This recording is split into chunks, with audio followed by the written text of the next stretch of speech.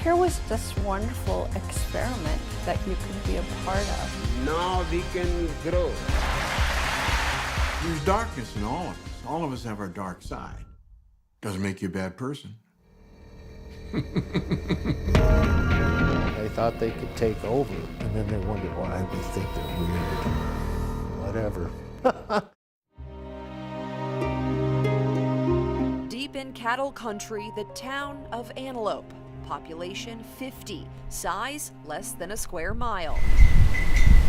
Among these dilapidated dwellings and silent streets, we find a makeshift museum. Inside, Rajneesh remnants collecting dust. Kind of like you woke up in the middle of a science fiction movie. John Silvertooth, in his signature overalls, is the former mayor and recent star of the Netflix documentary Wild Wild Country. Back in the 1980s, a sea of red washed over his tiny town. A brainwashed cult. About 20 miles from Antelope, Bhagwan, an Indian guru, and thousands of his followers, Rajneeshis, would build a utopian city deep in the Oregon desert, transforming an empty ranch into a massive commune, 64,000 acres.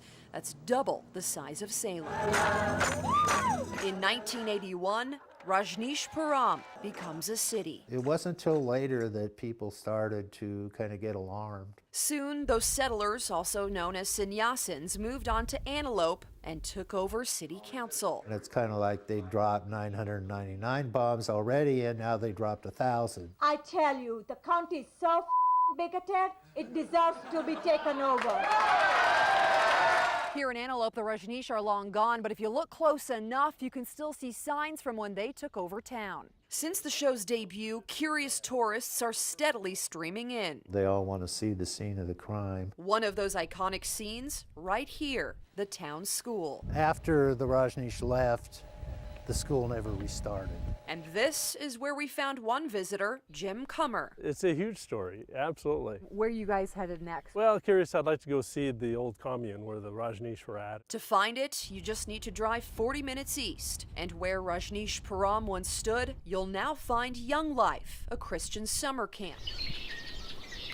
Here, nearly 3 decades later, religious roots remain. Young Life's going to be busy this summer. I think it's dawning on them. That's one of the original structures built by the Rajneesh. They also created their own airport, and as you can see, the runway is still here. It's definitely one of the most bizarre things, and it came to such kind of an abrupt screeching end. It's almost an unbelievable chapter of Oregon history, and it all started right here in Antelope. But what happened after Rajneeshpuram collapsed? We found a local woman who lived there for months and still considers herself a sannyasin. My name is Roshani Shea Curtis. My sannyasin name is Ma Amrit Roshani. As a political science professor, Dr. Roshani Curtis first visited the ranch in the early 80s, only to observe. We really went out to study the creation and incorporation of a new city from scratch. Roshani had no idea her studies would become her way of life. These people felt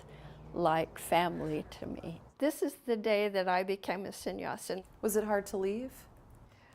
I was very, very sad when the ranch experiment failed. To this day, she's still answering questions about misconceptions. The label sex cult is kind of crazy. And she still wears her traditional mala necklace, with Bhagwan's face always close. And her most prized possession, the robes and hats of the Bhagwan himself. There are probably 100 or 200 sannyasins still living in Oregon. Roshani herself, hesitant for this interview, says the revealing Netflix doc sent ripples through the Rajneesh. There was a lot of shock and a lot of really grief in the whole sannyasin community. A community that's still right here in Oregon, if you look closely enough. This is a way of being spiritual, a movement that's going to last a very, very long time.